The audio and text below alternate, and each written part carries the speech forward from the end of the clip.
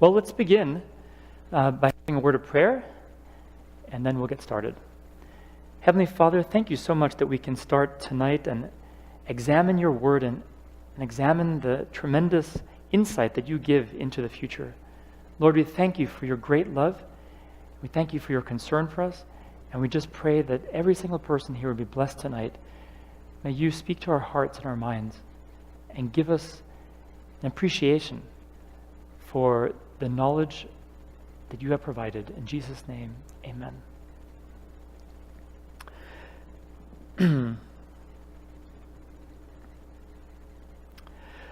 So, Daniel chapter 5 describes a time in Babylon's history when the royalty was busy partying.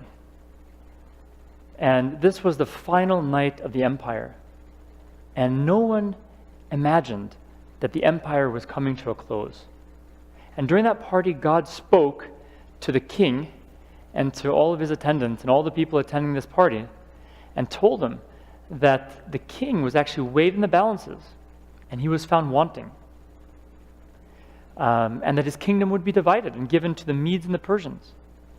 And lo and behold, that very night, his kingdom ended, and the Medes and Persians came in and took his kingdom.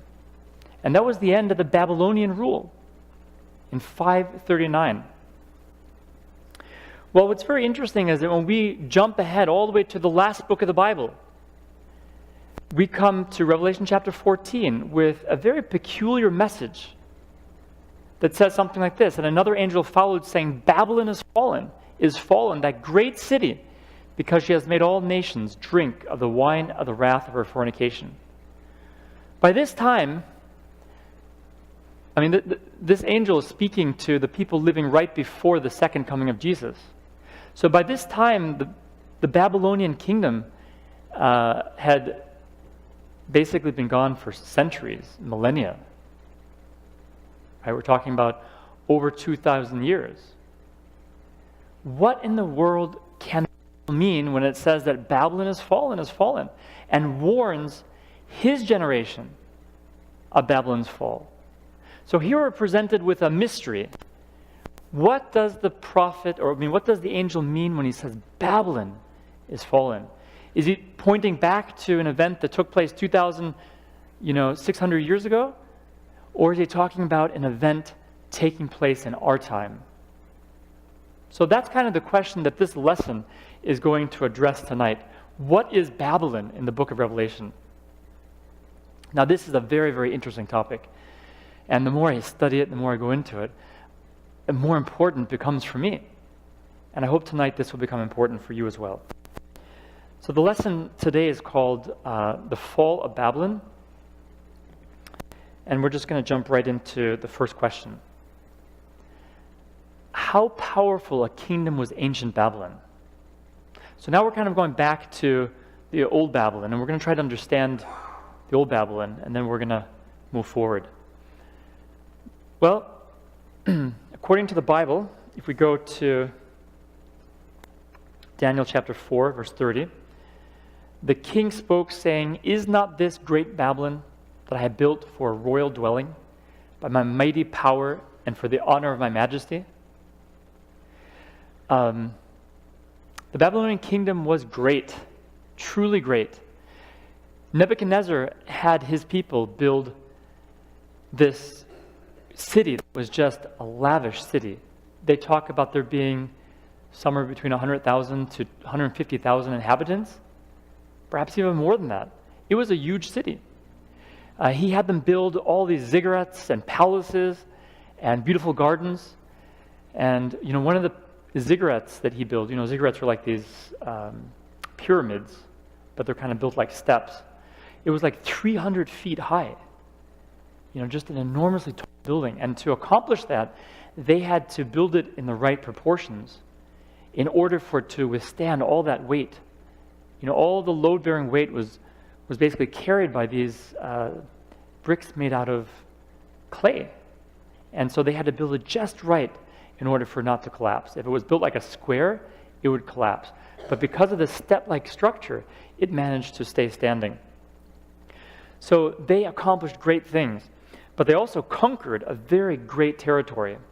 And in this picture, we see that this territory, expanded over much of the Middle East, right? It went down all the way down to Egypt. It went all the way up to Turkey, to Iran. So this was a great, great empire. And Nebuchadnezzar took the honor to himself. He didn't give God the credit for that, at least initially. Now, where did the Old Testament Babylon originate? Well, Babylon was much older than the Neo-Babylonian kingdom that Nebuchadnezzar and his father started. It goes all the way back to the post-flood period of time. It goes back to the Tower of Babel. We're just going to talk about this because this is very, very important to include in our understanding of Babylon in order to understand what Babylon represents. Okay? The Bible actually sees Babylon as a spiritual power, a spiritual mindset. So we need to go back to Babylon's origin to understand the mindset and the spirituality that lies kind of at the core of Babylon. Therefore, its name is called Babel. So this is actually from Genesis chapter 11:9.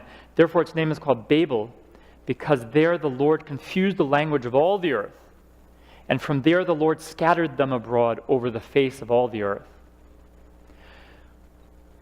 Attempted to build this enormous tower that went up to heaven. I imagine that it was much taller than the one that Nebuchadnezzar, 300 feet tall. And humanity was congregated around this building site. It's interesting that the Bible calls this tower Babel, which means confusion in the Hebrew language, whereas the Assyrians called it the gate of God. So they saw this as positive, whereas the Bible saw this as a negative building, a building that was loaded with negative spiritual motivations. So I think to understand Babel and Babylon, we need to talk about what were the motivations for building this temple, or this tower. Well, the motivations were actually spiritual. And it was a confused spirituality. In other words, they didn't appreciate God for who He was. There are basically, I think, 4 principles that you can derive from the story of the building of Babel. The first is that they didn't trust in God or the promise to Noah. You see, God had promised to Noah after the flood that He would not destroy the earth again with water. And this promise was built on the sacrifice that Noah sacrificed.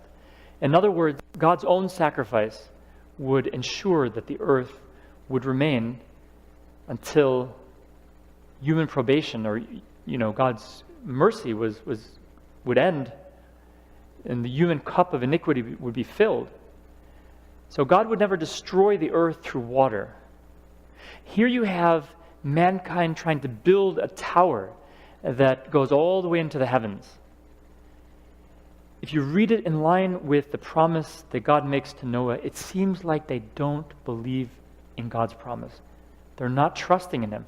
Just like Adam and Eve did not trust God's word, you find again mankind not trusting God's word. You see these repetitions again and again in the story of mankind, and how a lack of trust leads to disobedience, how a lack of trust leads people away from God. So you have a lack of trust. This implies that they were worshiping an idol, right? They distorted God's character in some way in their mind. And because of this distortion of God's character, they were no longer worshiping the true God. And this distortion, as we read in Romans chapter 1, led to all kinds of worshiping of animals and different creatures. So it kind of all begins with not trusting in God, not trusting in what He's revealed. The third principle that we find from the story is that man tries to save himself from judgment through human wisdom and effort and earthly materials. He seeks immortality through his own effort. So the Tower of Babel is not just people coming together and trying to do something constructive. It's actually man turning their backs to God and trying to save themselves from this destruction that they imagined would happen, that wasn't even real. So I think at the bottom of all false religions is this idea that man can save himself. Right? That's all false religions, whether it be false Christianity or whether it be Buddhism or Hinduism or any religion that's not based upon the truth of Jesus, has this idea that we can save ourselves, that somehow we don't need God to save us. The fourth idea that I see in the story is that these people were also driven by human ambition. They wanted to make a name for themselves. So they were driven by their own dreams, their own ambitions, instead of obedience to God. And again, they wanted to have immortality, just like Eve. She took the fruit because Satan promised her that she would be like God in taking that fruit. Again, we see mankind building a structure all the way up to the heavens, as if they too want to become like God, just like Satan wanted to become like God. So there are lots of hints here that this is a spiritual process with great spiritual implications. So this lies at the heart of Babylon, and this will be important for understanding of what we read in Revelation, when the angel warns about coming out of Babylon and warns about the fall of Babylon. Question number 3. What warning did God issue concerning ancient Babylon? Isaiah 13:19. And Babylon, the glory of kingdoms, the beauty of the Chaldeans' pride, will be as when God overthrew Sodom and Gomorrah. So the prophets of God were given a message that Babylon, this great empire that Nebuchadnezzar and his father established, would fall to ruin. Now, why did the messengers of God give such a stark message? Well, if you look at what they have to say, a lot of it has to do with the violence that Babylon would perpetrate against the different nations. They went way beyond what was permissible. So violence, it had to do with their immorality, their spiritual, their worship of false gods.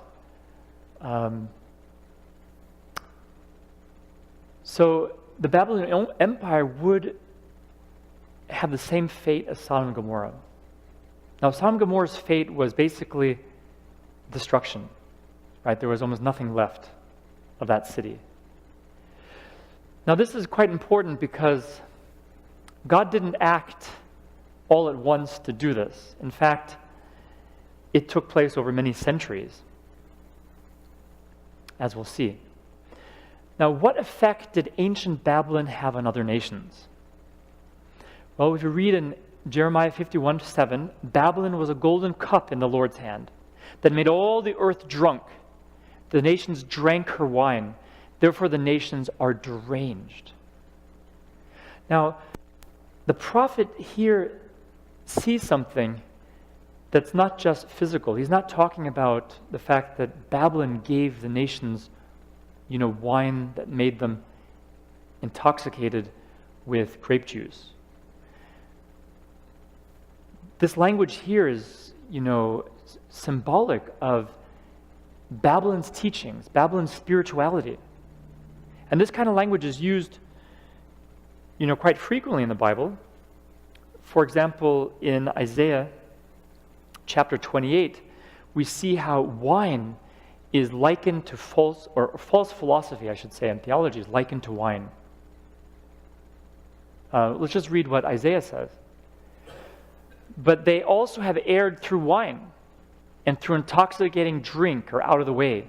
The priests and the prophets have erred through intoxicating drink. They are swallowed up by wine. They're out of the way through intoxicating drink. They err in vision. They stumble in judgment. For all tables are full of vomit and filth.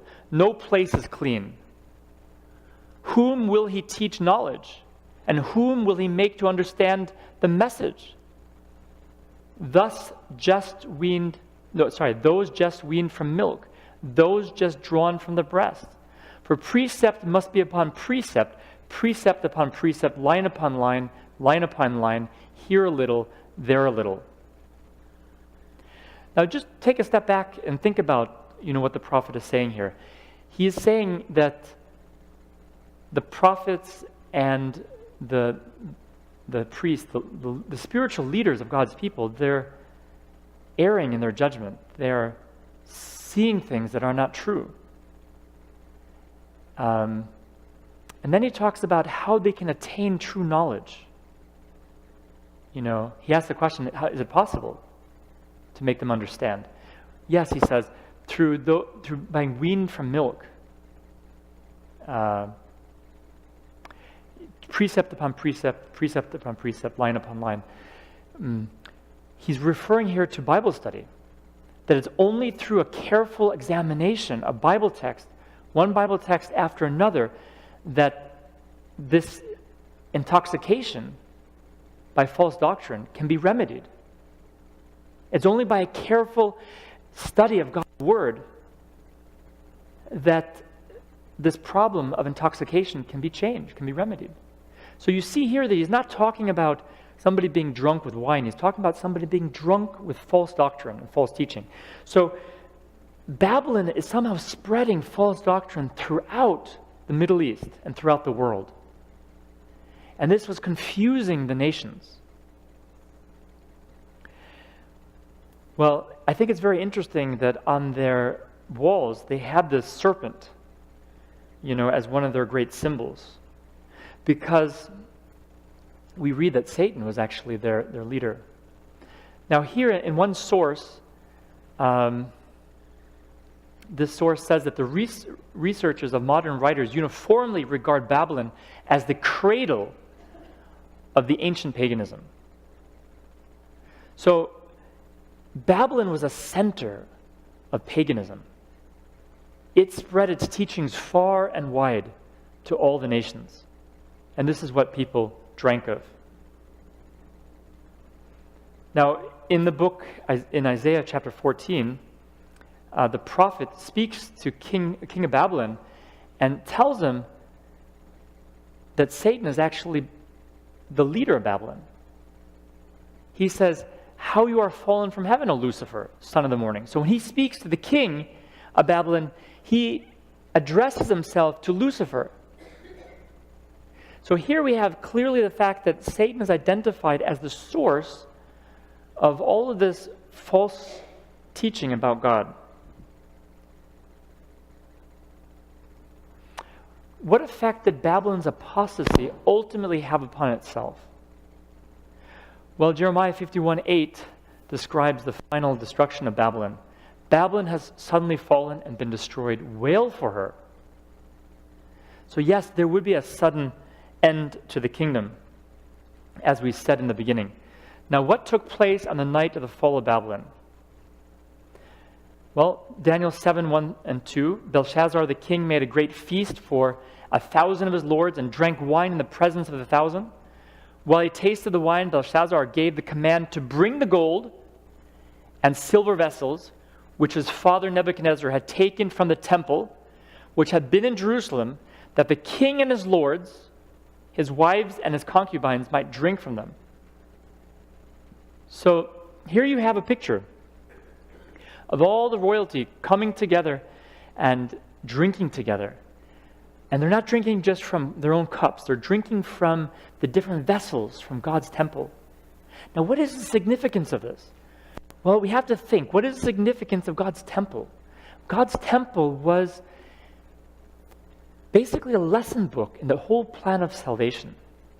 That God was the Savior of this world, and that through His sacrifice, He would bear the sins of this world, and He would free man from sin.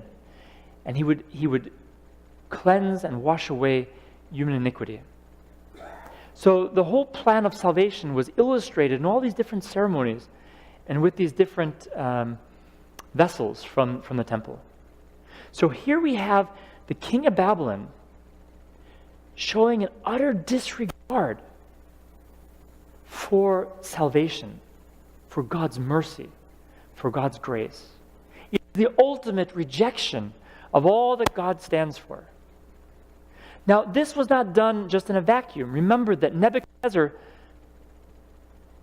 I think he was actually the grandfather of Belshazzar. Sometimes in Hebrew, they would call the grandson the son, even though he was just a grandson. Well, so Nebuchadnezzar,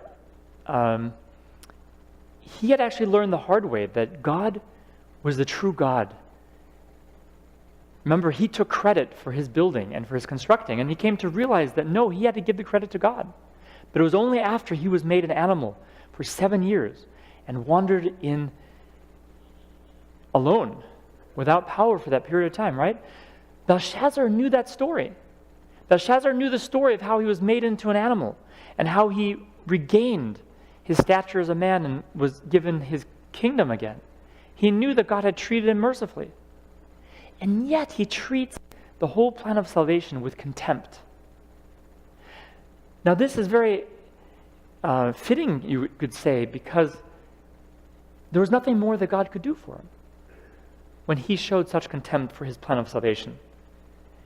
And so on that very night, Darius came in, and took the kingdom. That very night, Belshazzar, king of Chaldeans, was slain, and Darius the Mede received the kingdom, being about 62 years old.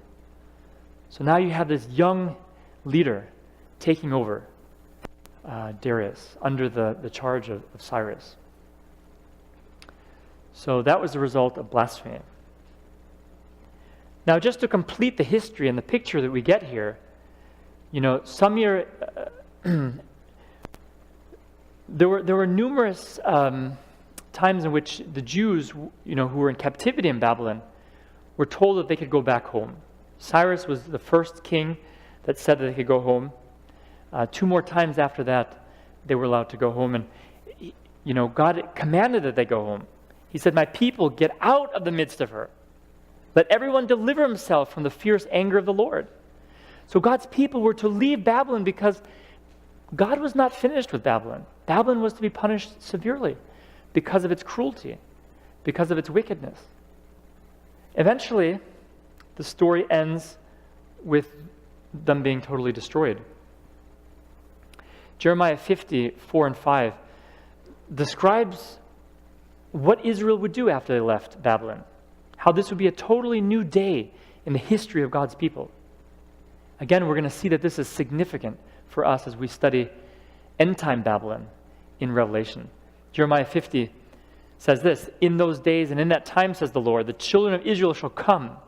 They and the children of Judah together with continual weeping, they shall come." So they're going to return to their homeland, and they will seek the Lord their God. So they will weep over their previous disobedience.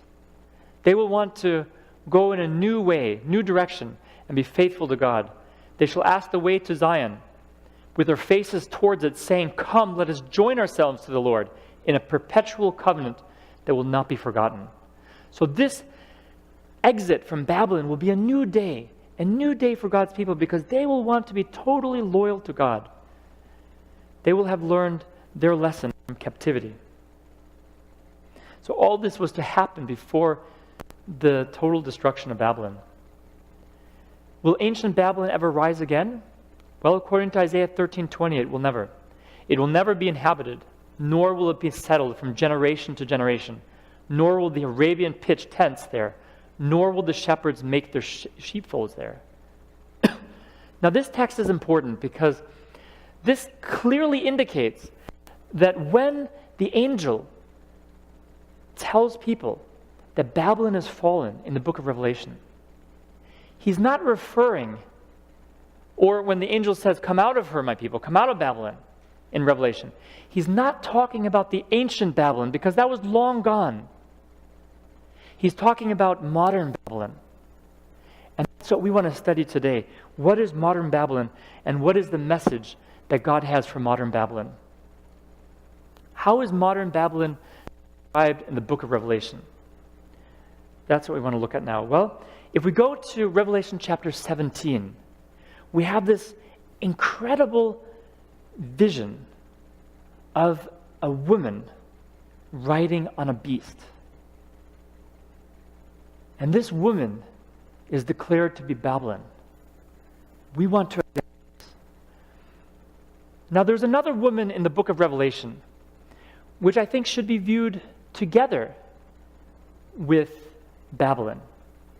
Because I think only when you look at these two women together do we truly understand what is at stake. In Revelation chapter 13, we have the counterpoint to this woman riding on a beast, because here we have a virtuous woman. And we're going to study the meaning of these two women. What is their significance? What is their significance for us today? Well, first of all, we begin with the simple and yet powerful symbolism behind a woman in the books of the prophets. Jeremiah 6:2, God says this, I have likened the daughter of Zion to a lovely and delicate woman. So God likened his people to a woman. And this imagery then continues through the rest of the Bible, as we'll see here in a second. When we come to the book of Revelation, that is no different. When God speaks about a woman in the book of Revelation, he's talking about his people. Let's follow this imagery a little bit more. In the book of Isaiah 2:19, we read that Jesus is going to betroth himself to his people. Now, betrothed is an old word for basically engaged. But this form of engagement was a very serious engagement. It was not one that one lightly went into and lightly pulled away from. It was a commitment that was almost like marriage. And yet the marriage was not to be fully carried out. I will betroth you to me forever, says Jesus. I will betroth you to me in righteousness and justice, in loving kindness and mercy. So here you have Jesus speaking about what he intends to do.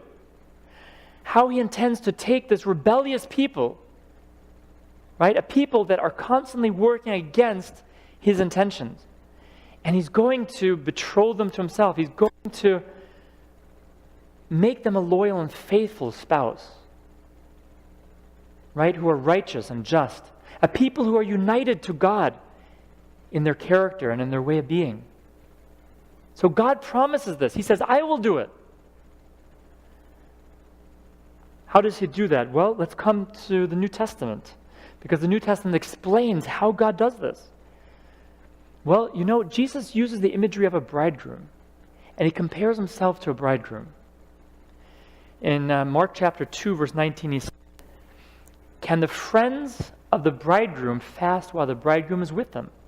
As long as they have the bridegroom with them, they cannot fast. But the days will come when the bridegroom will be taken away from them, and then they will fast in those days. So Jesus identifies himself as the bridegroom, as the lover. He is the one who will betroth himself to his people. And so it's through Jesus that God unites himself to his people. It's as they surrender to him and give their lives to him that they become one with him. In 2 Corinthians 11:2, Paul talks about his own ministry and how he wants to betroth people to Christ. For I am jealous for you with godly jealousy, for I have betrothed you to one husband, that I may present you as a chaste virgin to Christ. So what I find to be quite consistent in biblical imagery is that this life here on this earth is a period of betrothal. God wants to be engaged with us. He wants us to make a commitment to follow him, to give our lives to him. The marriage doesn't come until after. The marriage actually takes place at the marriage supper of the Lamb, at the second coming, when we are for eternity united both physically and spiritually with him forever and ever. But we have to be united spiritually here on this earth in order to take part in the marriage. So when we come to the whole idea of a marriage wedding, Jesus used that imagery in Matthew chapter 25, where he told this parable of the 10 virgins and how the 10 virgins go out to meet the bridegroom who is coming to the wedding ceremony, the wedding feast. They took place at the same time. And this was all in the context of Jesus' second coming, right? Jesus' second coming was the wedding. And people were to prepare for that. The church was to prepare for it. Okay, so we have then the betrothal, which takes place when we give our lives to Jesus and accept Him as our Savior. And then we have the wedding, which takes place at His coming. But you and I are part of the woman. The church is the woman that Christ wants to marry. So this is the imagery that we find then throughout the Bible. So when we come then to Revelation 13 and Revelation 17, where we have the virtuous woman and we have this woman who is unfaithful, we have a picture of God's church. We have the faithful church, those who have remained loyal to their God and who are ready when He returns. And then we have the unfaithful church, those who are disloyal to Christ, those who have gone away from their promises, their commitments. And it's these two that God wishes to bring to our attention, that we might know where we stand ourselves. Remember how Jesus said this in the Sermon on the Mount? He said, "Enter by the narrow gate, for wide is the gate, and broad is the way that leads to destruction, and there are many who go in by it, because narrow is the gate, and difficult is the way which leads to life, and there are few who find it."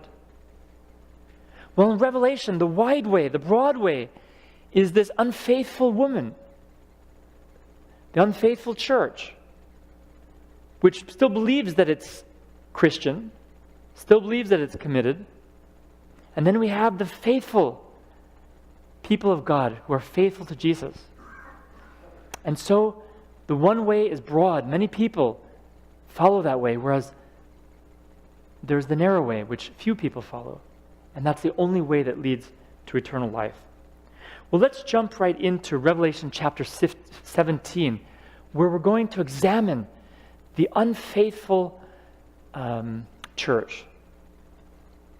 Revelation chapter 17.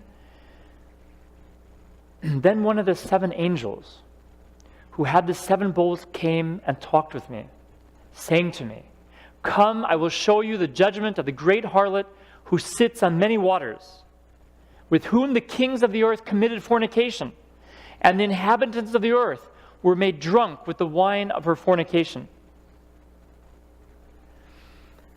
Let's just stop there and pause for a second and see if we can understand this verse, these 2 verses. Now notice here that one of the 7 angels, now these 7 angels were involved in pouring out the last judgment on mankind. And now one of the 7 angels takes John to the side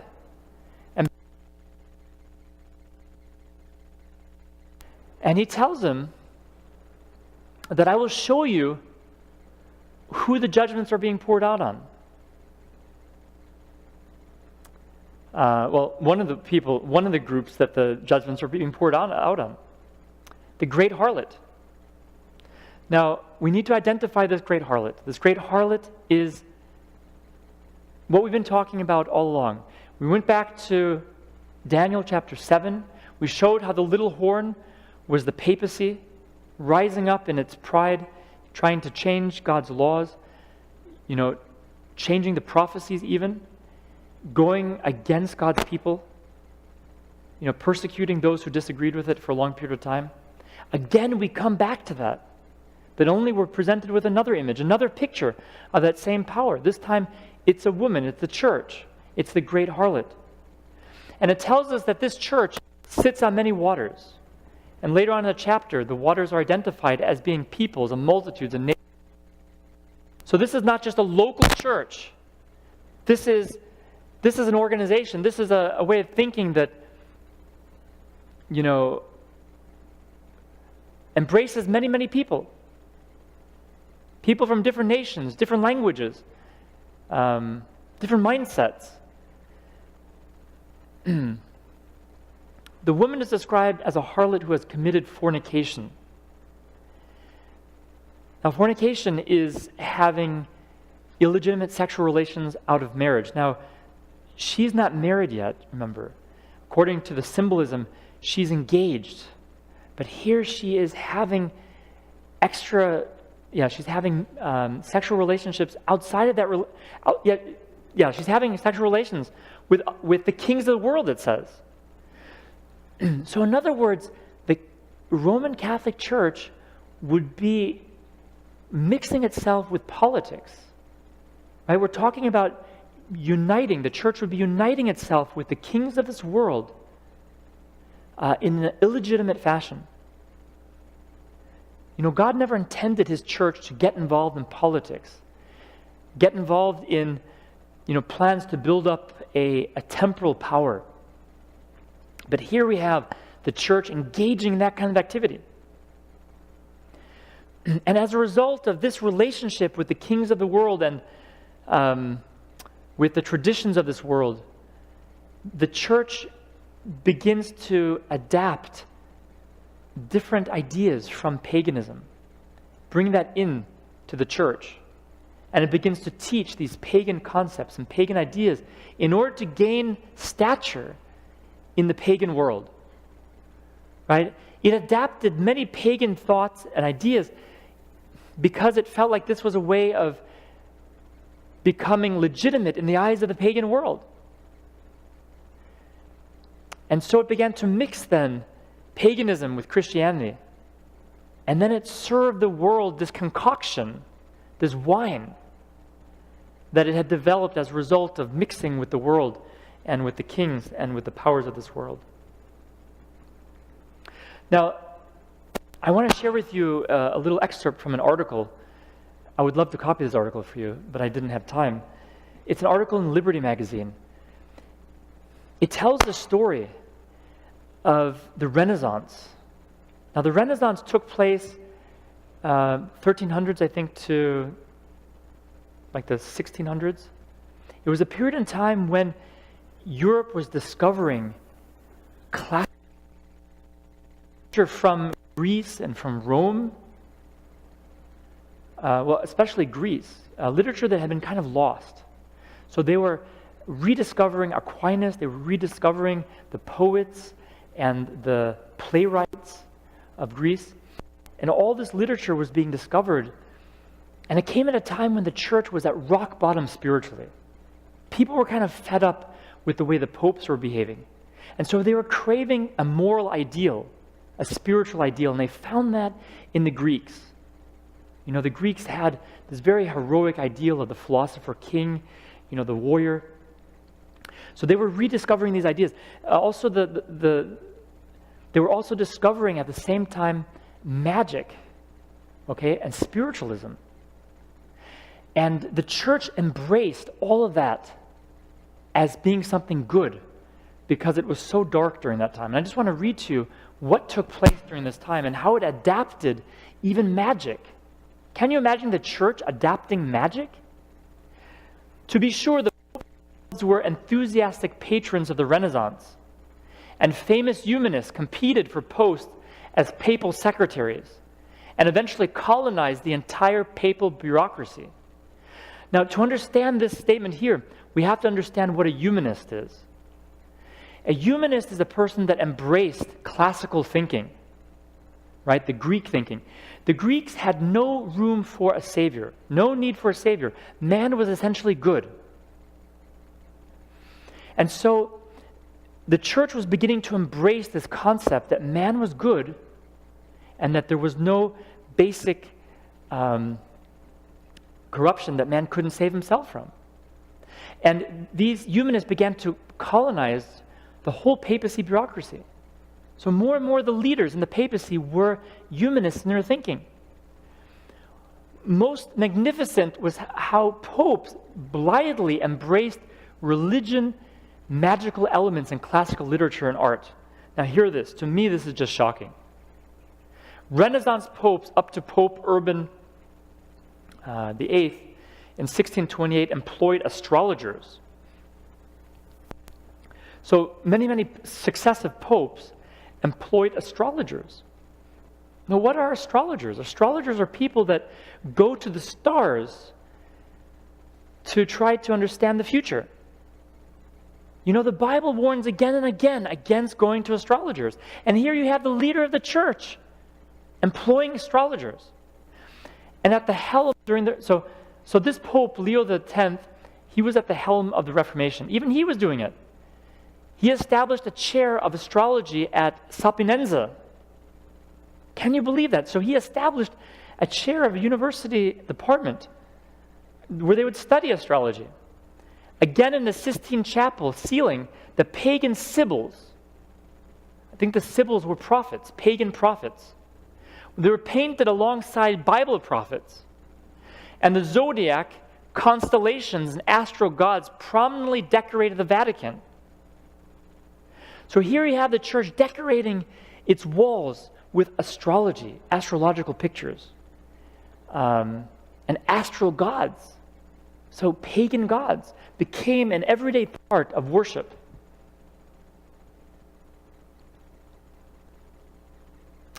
This embrace of pagan icons and astrological symbolism, as John Sesnek brilliantly showed, ensured the survival of the pagan gods. So this imagery is still there today. It has immortalized these pagan gods in a way. And the church has been very instrumental in keeping alive this classical humanistic thinking. That this survival under the tutelage of the papacy is what greatly excited Nietzsche.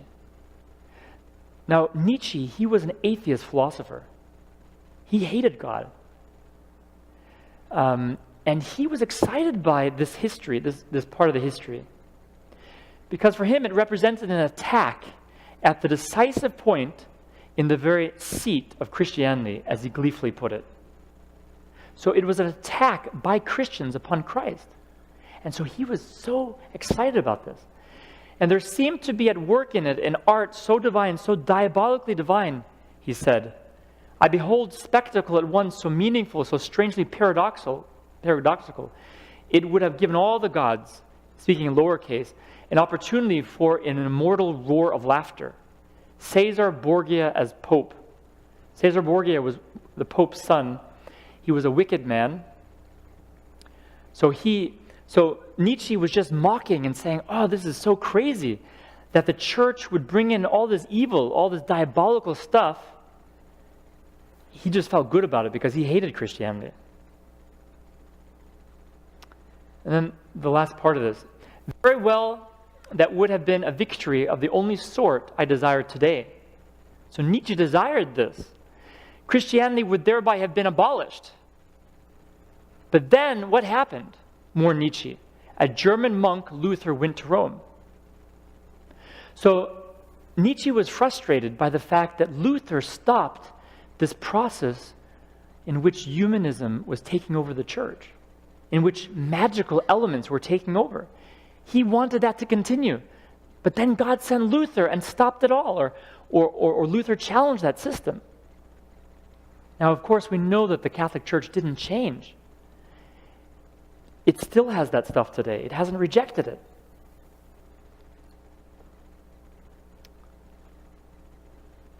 Okay, let me just go on here. Okay, so we see then how the the Pope's relationship to politics, to the world, brought in a lot of stuff that changed Christianity. Let's move on and look back at this passage.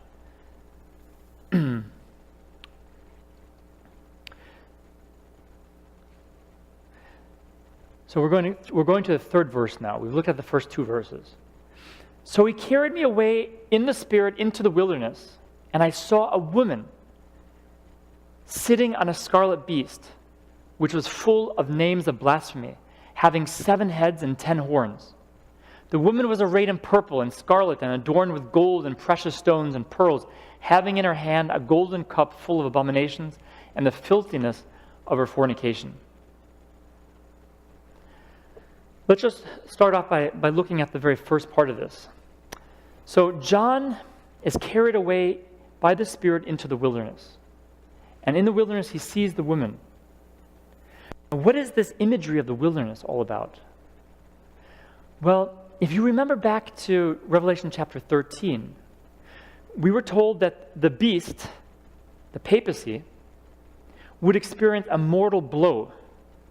And so for a period of time, the papacy wouldn't have temporal power. It wouldn't have political power. But then it would acquire that at the end. Well, the wilderness is a symbol for this period of time in which the church basically retracts, pulls away, is forced to pull away from its power, and is much alone. So John is taken into the future, into this time period in which the church has lost its power. Okay, so that's the time period in which he sees the church, this woman and all that. And we're going to see that that's important. So we know that wilderness period basically took place in 1798 when the Pope was taken captive. If you go to Wikipedia, there's a whole reference to the Pope's captivity, and it tells the story about that. It took place February 10th, 1798.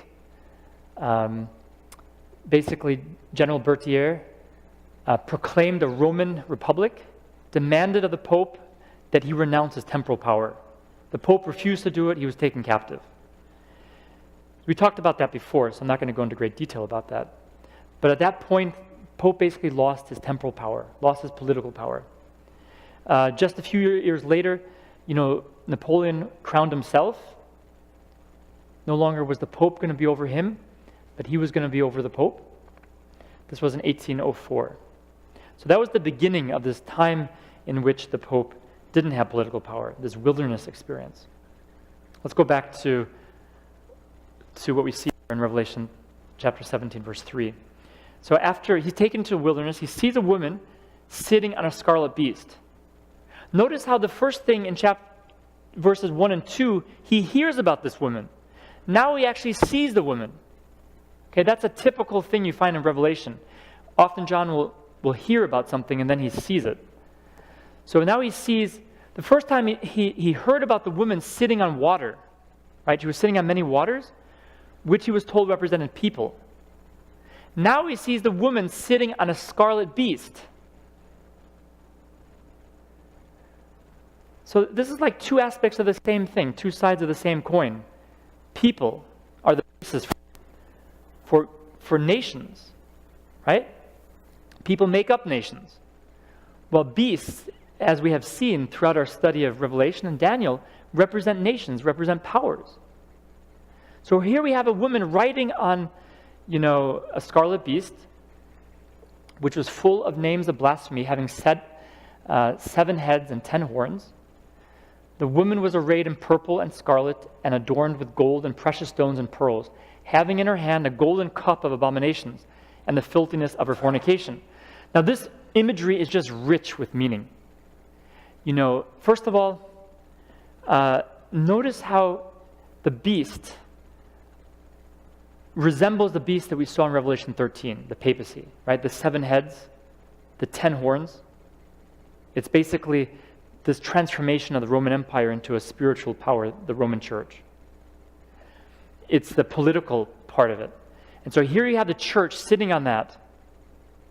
Now, names of blasphemy, what is that all about? Well, the Pope has claimed to be, Holy Father, Supreme Pontiff, Vicar of Christ. I mean, these are all blasphemous names against God. Who is to be called Father? Jesus said in Matthew chapter 23, there's only one Father. Vicar of Christ means basically the one who's in place of Christ. Jesus never put anybody in his place.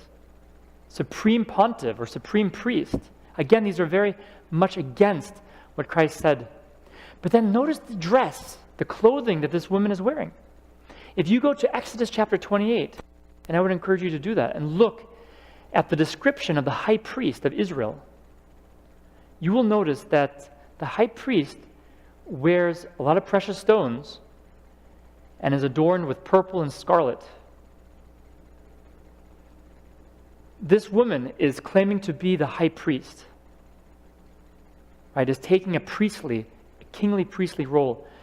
Now, in the Bible, the only person who could have that position was the Messiah, was Jesus. There was no other who could have that position. The church is compared to priests, right? Believers are compared to priests in Peter's book. But the comparison is to the Levitical priests, who were helpers. They could not touch the sacrifices. Only the high priest could offer the sacrifices. So this church is taking the place of Jesus, right? Offering sacrifices, being a priest, when only Jesus could be the priest. So we see here this whole motif of the Antichrist, again, but in different imagery. The woman sitting on the beast is significant because this suggests that there would be a union of church and state. Power and religion would come together. And this unity would be an abomination. Just think, if you go back to Leviticus, any kind of sexual relationship between an animal and a beast was an abomination. An animal and human being was an abomination. And that word abomination is used several times in Leviticus chapter 18 to describe immoral sexual acts. It's the first time that it's actually used. So it's depicted, this relationship between the state and the church is depicted as a great, great, great sin. Something that is so disgusting to God. It's so disgusting to God when the church and state try to work together to further the church's agenda. It makes God disgusted. Let's go to verses 5 and 6. And on her forehead a name was written, Mystery Babylon the Great, the mother of harlots and of the abominations of the earth. I saw the woman drunk with the blood of the saints and with the blood of the martyrs of Jesus. And when I saw her, I marveled with great amazement. Well, the priest in the Old Testament had the name, that gave glory and honor to God, to His holiness. Whereas on the forehead of this priest, this anti-false priest, is actually a sign that points to herself. She's described as the mother of harlots. Now, this is a very, very important thing. First of all, this would be a worldwide system. This would be a great Babylon. This is not just Babylon, this is the great Babylon. But she's going to be the mother of other churches, right? Mother. She's going to be, and others are going to inherit her theological and philosophical ideas. And she's also going to be the source of many, many evil things, many abominations. So here we see her having an influence over the Christian church, not just itself, but over the Protestant denominations. We see her also persecuting God's people, just like the little horn did, right? Being drunk with the blood of the saints and with the blood of the martyrs of Jesus. So the church is going to be persecuting the true faithful followers of Jesus. And so John is just amazed and marveled at this. Well, during this time, from 538 to 798, the church persecuted God's people. And the philosophy behind this really starts kind of with Augustine. Augustine meant that force could be used by the church to convert people. If people were unwilling to convert through faith and through teaching, he believed that the church could use force, punishment, and pain to accomplish conversion. And so Augustine's thinking about this issue then became the basis for the church's use of force, both in South America and then during the Inquisition. There are several sources that just tell the extent of its use of force. That the Church of Rome has shed more innocent blood than any other institution that has ever existed among mankind will be questioned by no Protestant who has competent knowledge of history. The memorials indeed of many of her persecutions are now so scanty that it is impossible to form a complete conception of the multitude of her victims, and it is quite certain that no power of imagination can adequately realize their sufferings. So the church has done a lot to try to hide all the people that died under her persecutions.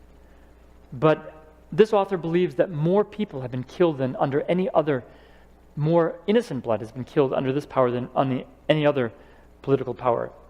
Another source claims that we're talking about around 68 million people. But it may be far more than that. In one word, the Church of Rome has spent immense treasures and shed in murder the blood of 68 millions and 500,000 of the human race to establish before the astonished and disgusted world her fixed determination to annihilate every claim set up by the human family to liberty and the right of unbounded freedom of conscience. Now, it did this back before it lost temporal power. But in 1798, when the church no longer had that power, it could no longer persecute. And so today we see a very different church than it once was. But that's not because she is more for freedom. It's because she was forced to relinquish that power. Let's go on to verse 7 and 8 here.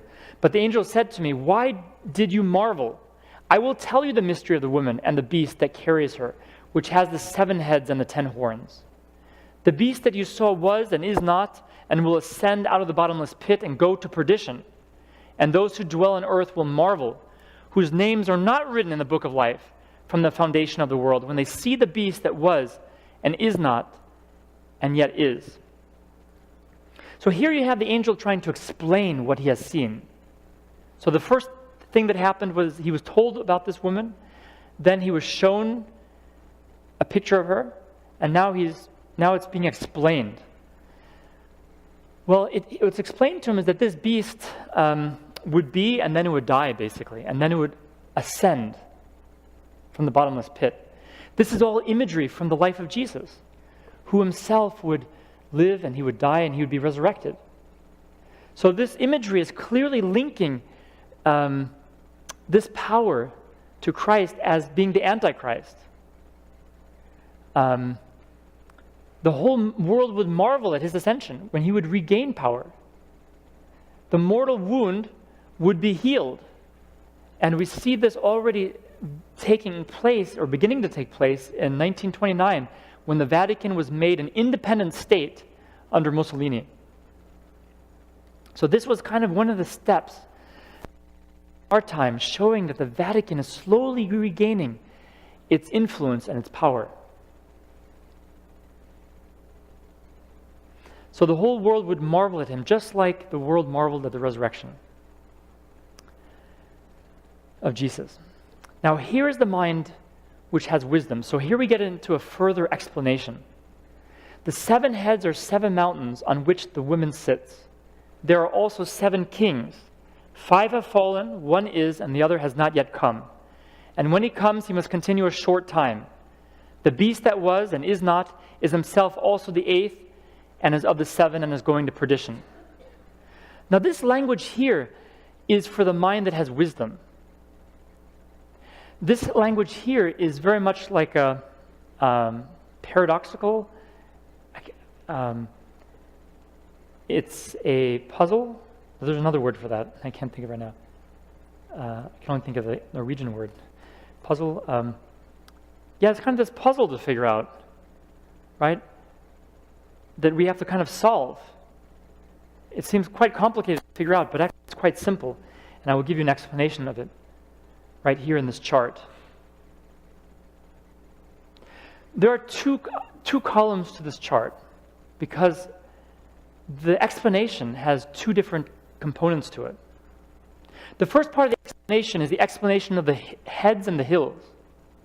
Right? This woman would be sitting on 7 hills, reminding us of how Rome, sits on basically 7 hills. But the papacy sits on these hills which are heads. So here we are, in a way, required to think a little bit. If you go back to Daniel chapter 7, we learned about the heads. We learned about these beasts, these 4 beasts that would arise, and how together they had 7 heads, and that the papacy would in a way be built on these powers that came before. Well, these are in a way the hills that the papacy is built on. It's not built on the physical hills of Rome, but it's built on the heads of all these powers before. Now, the heads represent the minds, represent the thinking, the mentality, the philosophy. And so the Roman Catholic Church would build its theology and its philosophy on all of these myths and these ideas that inherited from Rome and from Greece and from Medo-Persia and from Babylon. So that's one side. That's the intellectual side of it. Then we could go to the political side of it. In order to understand the political side of it, it also has the papacy has its roots in Babylon, Medo-Persia, Greece, and Rome. But there's 7 kings, and it says that the 5th king was passed, and then there would be the 6th, and that's present, because remember, he's looking at the beast and the woman while it's in the wilderness, during this time in which there was a mortal wound. So the papacy then represents 3 different kings, 3 phases of the papacy. One phase is the phase when the papacy was killing the martyrs and actively involved in politics. And then we have another phase of its power when it would lose its political power. And so for a long period of time, it would not have that kingly political power that it once had. And then finally it would be restored again. And out of that restoration would come the final stage, the 8th stage that he talks about, which would only last for a very short time. So this describes in a way the whole history of the papacy all the way up until the end.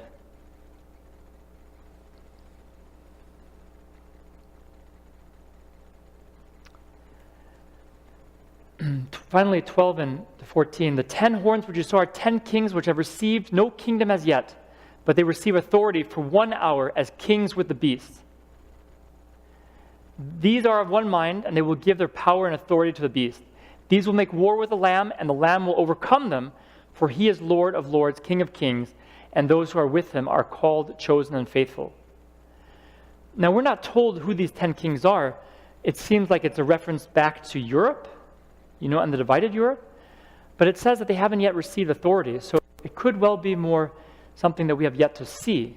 But I think the important point here is to see that there will be a united effort to fight against Jesus and to fight against his followers, his true followers.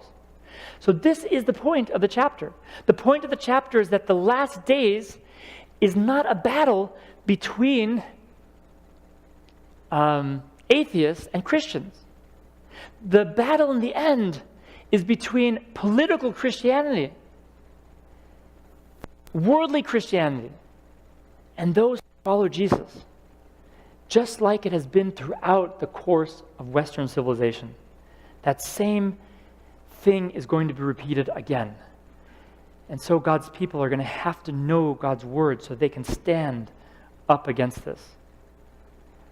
Then he said to me, the waters which you saw where the harlot sits are peoples, multitudes, and nations and tongues. We talked about that. And the 10 horns which you saw on the beast, these will hate the harlot, make her desolate and naked, eat her flesh, and burn her with fire. So eventually these kings that supported her will turn against her. For God has put in their hearts to fulfill his purpose, to be of one mind and to give their kingdom to the beast until the words of God are fulfilled. So God is allowing the nations to support the woman for a time, but they will eventually turn on her. And the woman whom you saw is that great city which reigns over the kings of the earth. So the woman is described as a church, but also as a city. Vatican City, is definitely a city.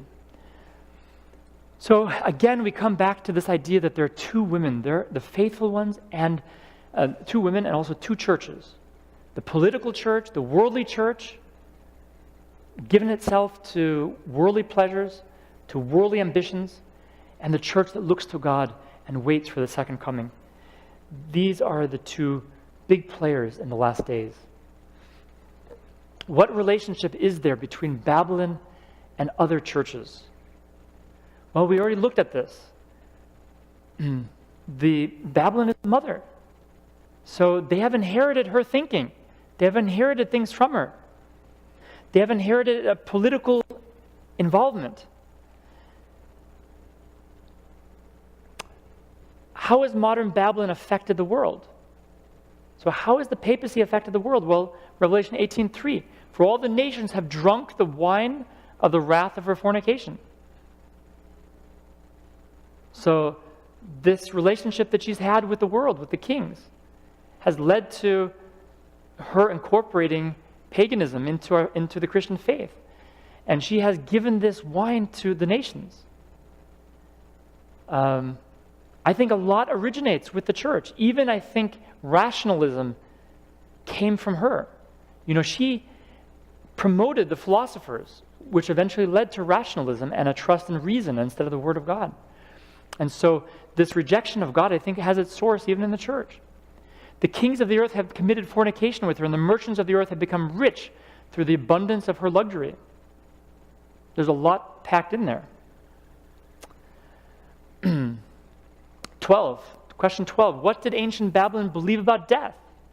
Okay, so we're going to begin to show some parallels between ancient Babylon and modern Babylon.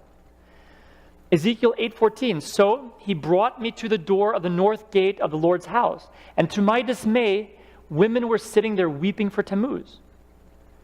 So here you have the prophet Ezekiel gaining this, having this vision into the temple, and he sees women worshiping the god Tammuz.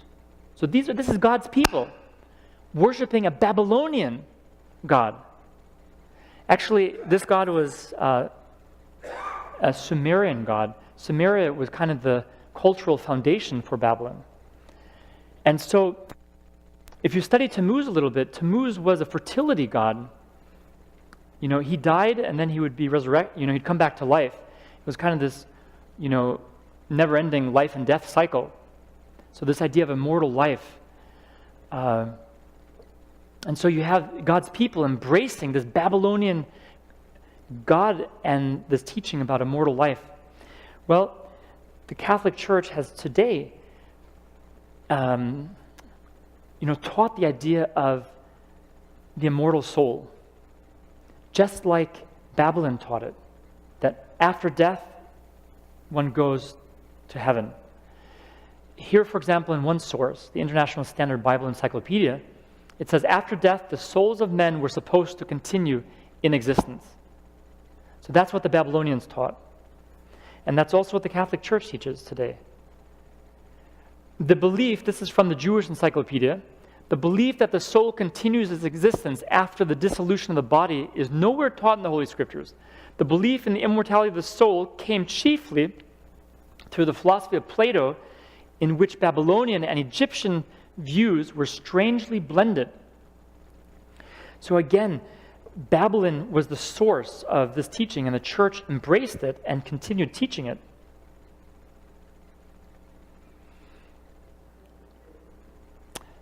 So yes, it all fits together. It all shows that the Catholic Church has its spiritual origins in ancient Babylon, and that's why it's called Babylon the Great.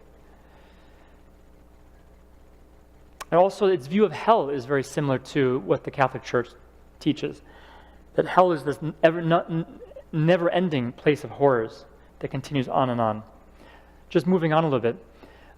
This one quote said, though the city of Babylon was destroyed, its religious concepts and customs spread around the world, today's myriad of false religions have their origin in ancient Babylon.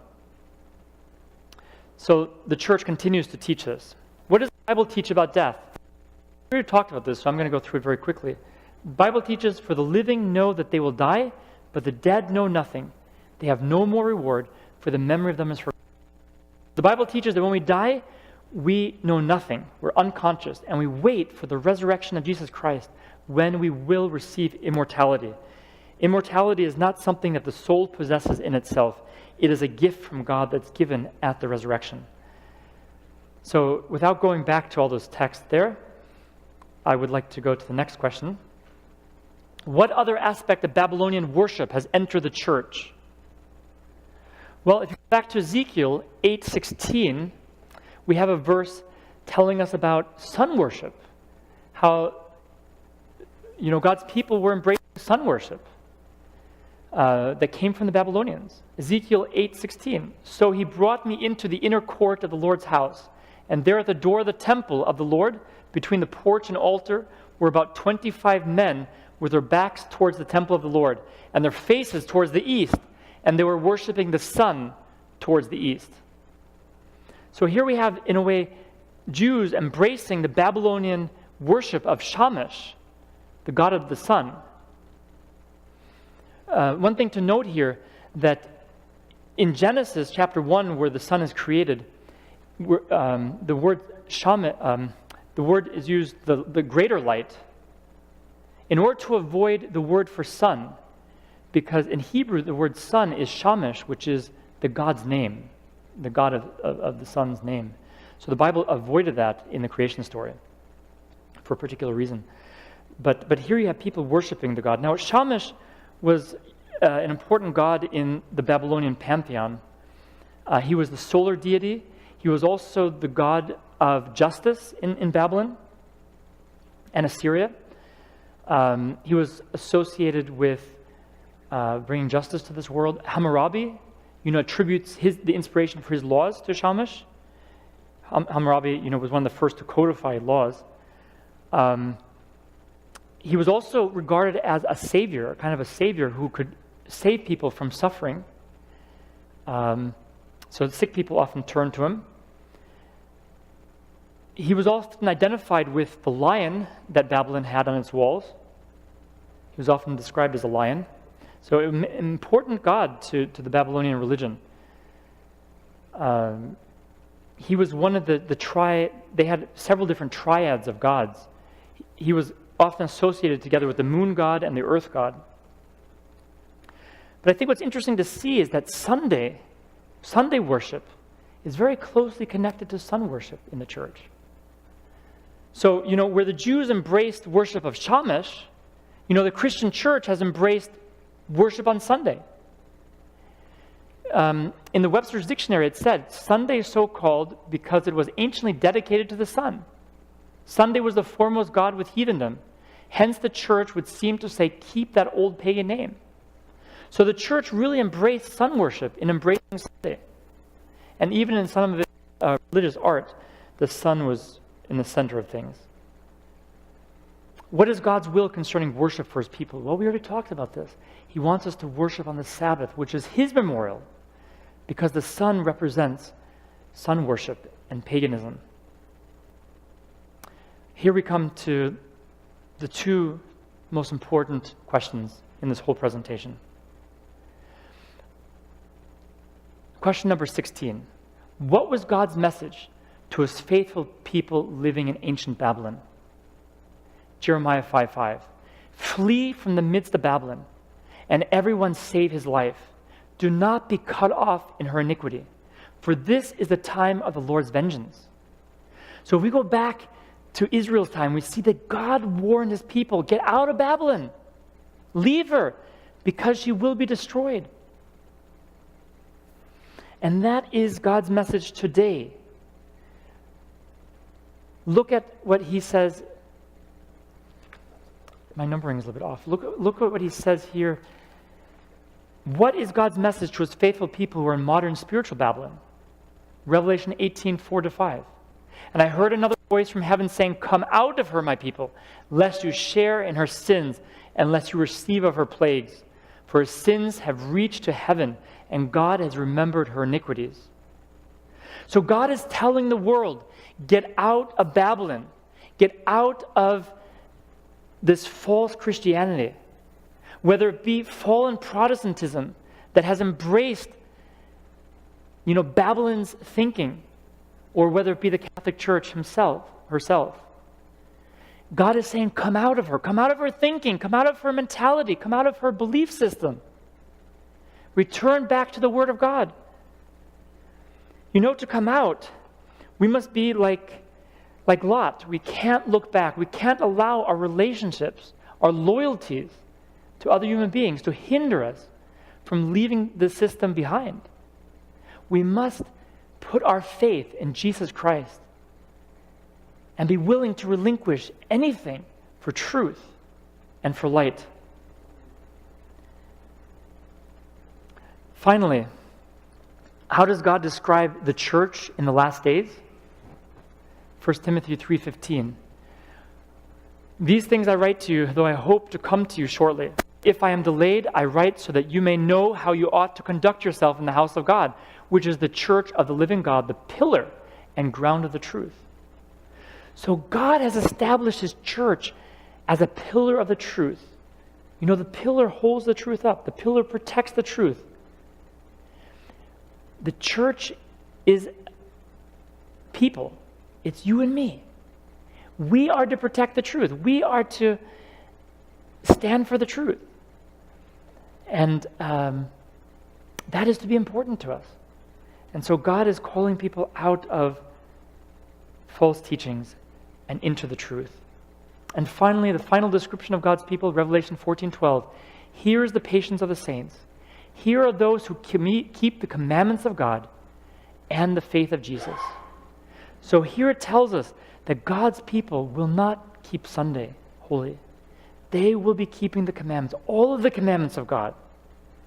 And they will have a faith in Jesus Christ and Him alone as the Savior, as the one who would bring eternal life. And they would not put their trust in the immortal soul. They would not put their trust in mankind, but they would put their trust in the resurrection and in Jesus as their Savior. Well, we've come to an end of this study today. And it is a grand study that looks at Babylon and who modern Babylon is. And it warns us about taking part in the philosophies and doctrines of modern-day Babylon. And it calls us to come out of her. And so it leaves the choice up to us. Will we obey the teachings of God? Will we take to heart this call to come out of her? This call to obey the truth? This is what He's inviting us to do, and it's up to us to make this decision. Let's end by a word of prayer. Oh God in heaven, as we have studied this tonight, we've seen how amazing your word truly is. We want to pray that you would help us to come out of Babylon. Come out of that mentality. Come out of the pride and arrogance of a system which changed your word and changed your teachings. Help us to be humble servants who follow the truth no matter where it leads, and who are not bound by tradition or by our relationship to humans and to systems.